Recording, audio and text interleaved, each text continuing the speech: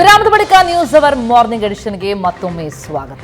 ಬಿಹಾರದಲ್ಲಿ SC ST ಮತ್ತು ತೀರಾ ಹಿಂದುಳಿದ ಮೀಸಲಾತಿಯ ಹೆಚ್ಚಳ ಏನ್ ಮಾಡಲಾಗಿತ್ತು ಅದನ್ನ ಈಗ ಪಾಟ್ನಾ ಹೈಕೋರ್ಟ್ ರದ್ದು ಮಾಡಿದೆ. 65% ಮೀಸಲಾತಿಯ ಆದೇಶ ಏನು ಹೊರಬಂದಿತ್ತು ಅದನ್ನ ರದ್ದುಗೊಳಿಸಿದೆ ಪಾಟ್ನಾ ಹೈಕೋರ್ಟ್. ಬಿಹಾರದ ವಿವಿಧ ಮೀಸಲಾತಿ ತಿದ್ದುಪಡಿಗಳು ಈಗ ಅನೂರ್ಜಿತ ಆಗ್ತಾ ಇದೆ. ಖಾಲಿ ಹುದ್ದೆಗಳ ಸೇವೆಗಳ ಮೀಸಲಾತಿ ತಿದ್ದುಪಡಿ ಕಾಯ್ದೆ 2023 ಏನು ಪ್ರವೇಶಾತಿ ಜೊತೆಗೆ ಶೈಕ್ಷಣಿಕ ಸಂಸ್ಥೆಗಳ ಮೀಸಲಾತಿ ತಿದ್ದುಪಡಿ ಕಾಯ್ದೆ 14, 15, 16ನೇ ವಿಧಿಯಲ್ಲಿ ಸಮಾನತೆಯ ಹಕ್ಕಿನ ಉಲ್ಲಂಘನೆ ಇದು ಅಂತ ತೀರ್ಪು ಕೊಟ್ಟಿದೆ. ಅಂದರೆ 65% ಮೀಸಲಾತಿ ಕೊಡುವಂಥದ್ದು ಸಮರ್ಪಕವಾದಂತಹ ನಿರ್ಣಯ ಅಲ್ಲ ಅಂತ ಆದೇಶವನ್ನ ರದ್ದು ಮಾಡಿದೆ. ಆದರೆ ಪಾಟ್ನಾ ಹೈಕೋರ್ಟ್ನ ಈ ತೀರ್ಪು ಬಿಹಾರ ಅಷ್ಟೇ ಅಲ್ಲ, ಹಲವು ರಾಜ್ಯಗಳಲ್ಲಿ ಈಗ ಸಂಚಲನ ಮೂಡಿಸ್ತಾ ಇದೆ. ಯಾಕಂದ್ರೆ ಕರ್ನಾಟಕದಲ್ಲೂ ಅಷ್ಟೇ ಮೀಸಲಾತಿ ಹೆಚ್ಚಳ ಮಾಡಬೇಕು ಅನ್ನುವಂತಹ ಬೇಡಿಕೆ ಬಹಳ ವರ್ಷಗಳಿಂದ ಇದೆ. ಹಿಂದಿನ ಸರ್ಕಾರಗಳು ತೆಗೆದುಕೊಂಡಂತಹ ನಿರ್ಣಯ ಏನಿದೆ ಅದಕ್ಕೂ ಕೂಡ ಹಾಗಿದ್ರೆ ಧಕ್ಕೆ ಬರುತ್ತಾ? ಹೈಕೋರ್ಟ್ ತೀರ್ಪಿನಿಂದ ಇತರ ರಾಜ್ಯಗಳ ಮೀಸಲಾತಿ ಹೋರಾಟಕ್ಕೆ ಹಿನ್ನಡೆಯಾಗ್ತಾ ಇದೆ. 50% ಗಡಿ ಮೀರಬಾರದು ಮೀಸಲಾತಿ ಹೆಚ್ಚಳ ಎನ್ನುವ ಎಚ್ಚರಿಕೆ ಅನಿವಾರ್ಯ ಆಗ್ತಾ ಇದೆ. ಮೀಸಲಾತಿ ಪ್ರಮಾಣ ಏರಿಸುವಂತಹ ಮಾತನಾಡ್ತಾ ಇದ್ದಂತಹ ಸಿಎಂ ಹಾಕಿದರೆ ಈಗ ಏನ್ ಮಾಡ್ತಾರೆ? ಪ್ರಶಾಂತ್, ಮೀಸಲಾತಿ ಅಂತ ಅನ್ನುವಂಥದ್ದು ಬಹಳ ಚರ್ಚಿತ ವಿಷಯ. ಅದರಲ್ಲೂ 50% ಮೀರಬಾರದು ಅಂತ ಅನ್ನುವಂಥದ್ದು ಗೊತ್ತಿರುವಂತಹ ವಿಚಾರ. ಹಾಗಿದ್ದು ಕೂಡ ರಾಜ್ಯ ಸರ್ಕಾರಗಳು ಅದನ್ನು ಹೆಚ್ಚಳ ಮಾಡುವಂಥದ್ದಕ್ಕೆ ಹೆಜ್ಜೆಗಿಟ್ಟಿದ್ವು. ಆದರೆ ಈಗ ಪಾಟ್ನಾ ಹೈಕೋರ್ಟ್ನ ಈ ತೀರ್ಮಾನ ಏನಿದೆ, ಈ ಆದೇಶ ಏನಿದೆ, ಯಾವ ರೀತಿಯ ಪರಿಣಾಮಗಳನ್ನು ಎದುರಿಸಿದೆ? ಮಂಡಲ ಆಯೋಗದ ಶಿಫಾರಸ್ಸಿನ ನಂತರ ಏನು ಮೀಸಲಾತಿಯ ಪ್ರಮಾಣವನ್ನು ಹಿಂದುಳಿದ ವರ್ಗಗಳಿಗೂ ಕೂಡ ಮೀಸಲಾತಿ ಕೊಡ್ತಕ್ಕಂಥ ನಿರ್ಣಯವನ್ನು ತೆಗೆದುಕೊಳ್ಳಾಯಿತು. ಅದು ಸುಪ್ರೀಂ ಕೋರ್ಟ್ಗೆ ಹೋದ ನಂತರ ಸುಪ್ರೀಂ ಕೋರ್ಟ್ 27% ಹಿಂದುಳಿದ ವರ್ಗಗಳಿಗೆ ಮೀಸಲಾತಿ ಕೊಡ್ತಕ್ಕಂಥ ನಿರ್ಣಯವನ್ನು ಒಪ್ಕೊಳ್ತಾ ನೀವು 50% ಕ್ಯಾಪನ್ನು ಸುಪ್ರೀಂ ಕೋರ್ಟ್ ಹಾಕ್ತು. ಯಾಕಂದರೆ 50%ಗಿಂತ ಮೀಸಲಾತಿ ಜಾಸ್ತಿ ಆಗಬಾರ್ದು. ಈಗ EBC ಮೀಸಲಾತಿ ಅದು ಈ 50%ಇಂದಲ್ಲ, ಆ 50%ನಲ್ಲಿ ಇರತಕ್ಕಂಥದ್ದು. ಹೀಗಾಗಿ ಅದನ್ನು ಸುಪ್ರೀಂ ಕೋರ್ಟ್ ಮಾನ್ಯ ಮಾಡ್ತು. ಆದರೆ ಇತ್ತೀಚಿನ 2-3 ವರ್ಷಗಳಲ್ಲಿ ಮತ್ತೊಮ್ಮೆ ಮಂಡಲ್ 2.0 ಪಾಲಿಟಿಕ್ಸ್ ಶುರು ಆಗಿದೆ.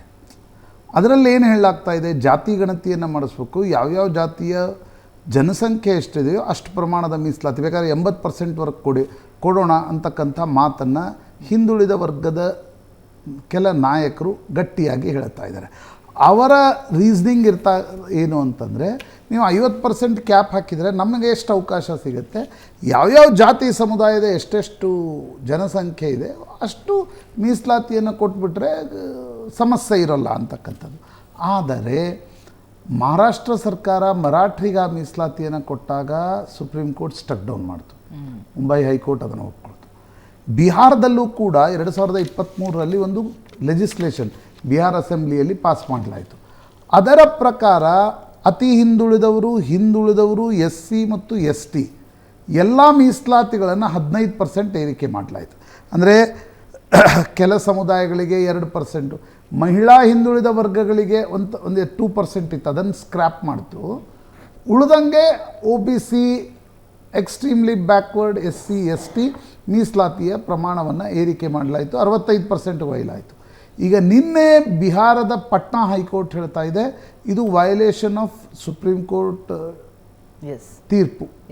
1993ರ ಸುಪ್ರೀಂ ಕೋರ್ಟ್ ತೀರ್ಪಿನ ವಯಲೇಷನ್ ಆಗಿದೆ. ಹೀಗಾಗಿ ಇದನ್ನು ಸ್ಟಕ್ ಡೌನ್ ಮಾಡಿದೆ ನಿನ್ನೆ ಬಿಹಾರ. ಈಗ ಇದು ವಾಪಸ್ ಸುಪ್ರೀಂ ಕೋರ್ಟ್ಗೆ ನಿತೀಶ್ ಕುಮಾರ್ ಒಯ್ಯಬೇಕು. ಪ್ರಶ್ನೆ ಇರ್ತಕ್ಕಂಥದ್ದು ಬರೀ ಬಿಹಾರದಲ್ಲ, ಕರ್ನಾಟಕದಲ್ಲೂ ಈಗ BJP ಸರ್ಕಾರ SC ಮೀಸಲಾತಿಯನ್ನು 15ರಿಂದ 17%, 2% ಇನ್ಕ್ರೀಸ್ ಮಾಡಿತ್ತು. ST ಮೀಸಲಾತಿಯನ್ನು 3ರಿಂದ 7%ಗೆ ಒಯ್ದಿತ್ತು. ಅಂದರೆ 6% ಇನ್ಕ್ರೀಸ್ ಇದೆ. 56% ಮೀಸಲಾತಿಯನ್ನು ನಾವು ಕೊಡ್ತೀವಿ ಅಂತಕ್ಕಂಥದ್ದನ್ನು ಕರ್ನಾಟಕದ BJP ಸರ್ಕಾರ ಹೇಳಿತ್ತು. ಅದನ್ನು ಕಾಂಗ್ರೆಸ್ JDS ಕೂಡ ಒಪ್ಕೊಂಡಿದ್ವು. ಈಗ ಅದು ಕೂಡ ಸುಪ್ರೀಂ ಕೋರ್ಟಿಗೆ ಬರುತ್ತೆ. ಮಹಾರಾಷ್ಟ್ರದಲ್ಲಿ ಇತ್ತೀಚೆಗಷ್ಟೇ ಈ ಏಕನಾಥ್ ಶಿಂದೆ ಸರ್ಕಾರ ಇನ್ನೊಂದು ಲೆಜಿಸ್ಲೇಷನನ್ನು ತಂದು ಅದನ್ನು ಸುಪ್ರೀಂ ಕೋರ್ಟ್ಗೆ ಅದು ಕೂಡ ಹೋಗುತ್ತೆ. ಹೀಗಿರುವಾಗ ನನಗನ್ಸುತ್ತೆ ಈಗ ಒಂದು ಕಡೆ ಜಾತಿ ಗಣತಿಯ ಪಾಲಿಟಿಕ್ಸು ಅಥವಾ ಜಾತಿ ಗಣತಿಯ ವಿಚಾರ ಚರ್ಚೆಗೆ ಬರುತ್ತೆ. ಇನ್ನೊಂದು ರೀತಿಯಿಂದ ಬೇರೆ ಬೇರೆ ರಾಜ್ಯ ಸರ್ಕಾರಗಳು ಕೊಟ್ಟಿರ್ತಕ್ಕಂಥ 50ಕ್ಕಿಂತ ಹೆಚ್ಚು ಮೀಸಲಾತಿಯ ಪ್ರಮಾಣ ಏನಿದೆ ಅದು ಕೂಡ ಮತ್ತೆ ಸುಪ್ರೀಂ ಕೋರ್ಟ್ಗೆ ಬರುತ್ತೆ. ಹೀಗಾಗಿ ಸುಪ್ರೀಂ ಕೋರ್ಟ್ನಲ್ಲಿ ಬಿಹಾರ್, ಕರ್ನಾಟಕ, ಮಹಾರಾಷ್ಟ್ರ ಇನ್ನೂ ಬೇರೆ ಬೇರೆ ರಾಜ್ಯಗಳೇನು ನಿರ್ಣಯಗಳನ್ನು ತೆಗೆದುಕೊಂಡಿವೆ ಅವುಗಳ ಜುಡಿಷಿಯಲ್ ರಿವ್ಯೂ ಸುಪ್ರೀಂ ಕೋರ್ಟ್ದಲ್ಲಿ ಆಗಬೇಕಾಗತ್ತೆ. ಆ ದೃಷ್ಟಿಯಿಂದ ಬಿಹಾರದ ಪಟ್ನಾ ಹೈಕೋರ್ಟ್ ನೀಡಿರ್ತಕ್ಕಂಥ ಆದೇಶ, ನಿನ್ನೆ ಏನು ಆದೇಶ ನೀಡಿದೆ, ಅದು ಕರ್ನಾಟಕದ ಮೇಲೂ ಕೂಡ ಅದರ ಬೇರಿಂಗ್ ಇರಲ್ಲ. ನಾನು ಪಟ್ನಾ ಹೈಕೋರ್ಟ್ ಆದೇಶ ಇಲ್ಲಿ ಬೇರಿಂಗ್ ಇರುತ್ತೆ ಅಂತ ಹೇಳ್ತಾ ಇಲ್ಲ. ಬಟ್ ಕೋರ್ಟ್ಗಳು ತೆಗೆದುಕೊಳ್ತಿರ್ತಕ್ಕಂಥ ವ್ಯೂ ಏನಿದೆ, 50% ಅಬೌವ್ ಇಸ್ ನಾಟ್ ಪಾಸಿಬಲ್. ಯಾಕಂದರೆ 65% ಇತ್ತು, ಜನರಲ್ ಕ್ಯಾಟಗರಿಗೆ ಎಷ್ಟು ಉಳಿತು? 35% ಉಳಿತು. ಅವರು ಚಾಲೆಂಜ್ ಮಾಡಿದರು, ಸಮಾನತೆ ಹಕ್ಕಿನ ಉಲ್ಲಂಘನೆ ಆಗುತ್ತೆ ಅಂತ. ಹಕ್ಕಿನ ಉಲ್ಲಂಘನೆ ಆಗುತ್ತೆ ಮತ್ತು ಸುಪ್ರೀಂ ಕೋರ್ಟ್ ತೀರ್ಪಿನ ಉಲ್ಲಂಘನೆ ಆಗುತ್ತೆ. ತಮಿಳುನಾಡು ಒಂದೇ 9th ಶೆಡ್ಯೂಲನ್ನು ಸೇರಿಸಿ ಆಗ ಸರ್ಕಾರಗಳು, ಸಮ್ಮಿಶ್ರ ಸರ್ಕಾರಗಳಿದ್ವು, ಕೇಂದ್ರ ಸರ್ಕಾರ ಅದಕ್ಕೆ ಸಹಾಯ ಮಾಡಿತ್ತು.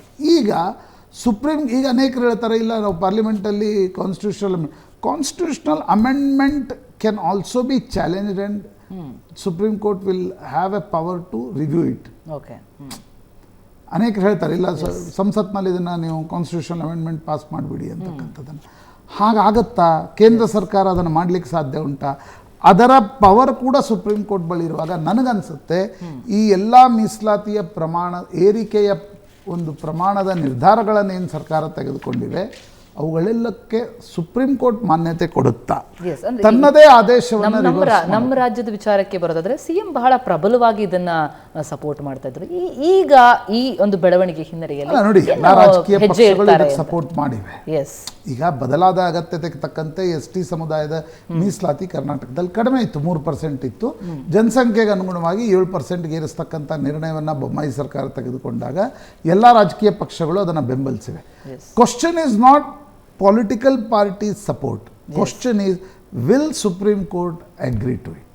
Correct. ಅದು ಬಹಳ ಮುಖ್ಯವಾಗಿರ್ತಕ್ಕಂಥ ಪ್ರಶ್ನೆ. ನನಗನ್ಸುತ್ತೆ ಬಿಹಾರದ ಈಗ ಹೈಕೋರ್ಟ್ನ ನಿರ್ಧಾರ ಕೂಡ ಸುಪ್ರೀಂ ಕೋರ್ಟ್ನಲ್ಲಿ ಚಾಲೆಂಜ್ ಆಗುತ್ತೆ.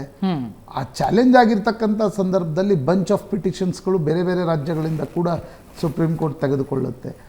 ಆಗ ಸುಪ್ರೀಂ ಕೋರ್ಟ್ನ ಕಾನ್ಸ್ಟಿಟ್ಯೂಷನಲ್ ಬೆಂಚ್ ಅಂತಿಮವಾಗಿ 50%ಗಿಂತ ಏರಿಕೆ ಜನಸಂಖ್ಯೆಗೆ ಅನುಗುಣವಾಗಿ ಮಾಡ್ಲಿಕ್ಕೆ ಒಪ್ಪುತ್ತಾ ಅಥವಾ ಮಾಡ್ಲಿಕ್ಕೆ ಒಪ್ಪಲ್ವಾ?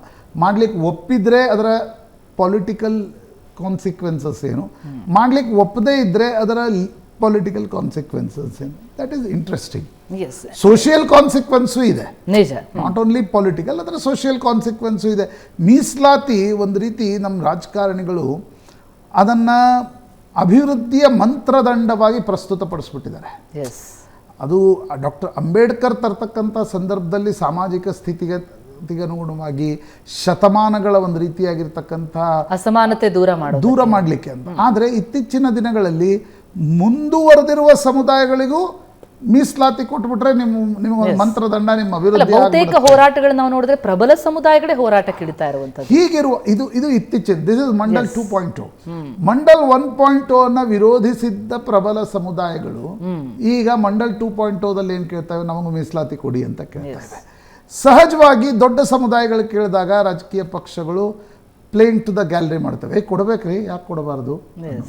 ಅದನ್ನು ಬಹಿರಂಗವಾಗಿ ಯಾರು ವಿರೋಧ ಮಾಡಲ್ಲ. ಈಗ ಪಂಚಮಸಾಲಿ ಸಮುದಾಯ ನೋಡಿ, ಎಲ್ಲ ಸಮುದಾಯಗಳಲ್ಲೂ ಹಿಂದುಳಿದವರಿದ್ದಾರೆ, ಬಟ್ ಅದಕ್ಕೆ ಏಕೈಕ ಪರಿಹಾರ ಮೀಸಲಾತಿ ಅಲ್ಲ.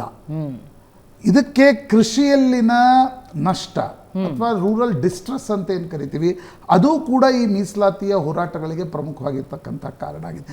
ಸೊ ಅದನ್ನು ಡಿಫ್ರೆಂಟ್ಲಿ ಅಡ್ರೆಸ್ ಮಾಡಬೇಕು ಬಿಟ್ಟು ಸರ್ಕಾರಗಳು ಅದಕ್ಕೆ ಮೀಸಲಾತಿಯ ಮಂತ್ರದಂಡವನ್ನು ಕೊಟ್ಟಿವೆ.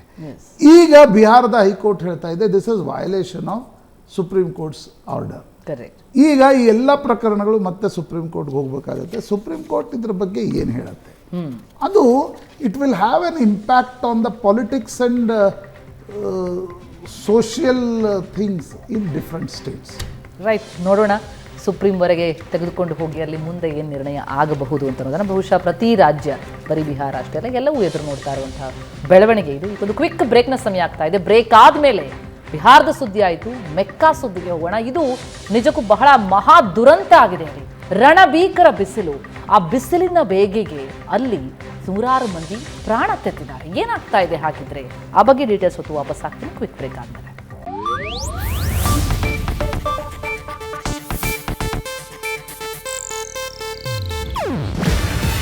ಇದು ಏಷ್ಯಾನೆಟ್ ನ್ಯೂಸ್ ನೆಟ್ವರ್ಕ್ ಪ್ರಸ್ತುತಿ. ನೀವು ನೋಡ್ತಿದ್ದೀರಾ ಏಷ್ಯಾನೆಟ್ ಸುವರ್ಣ ನ್ಯೂಸ್.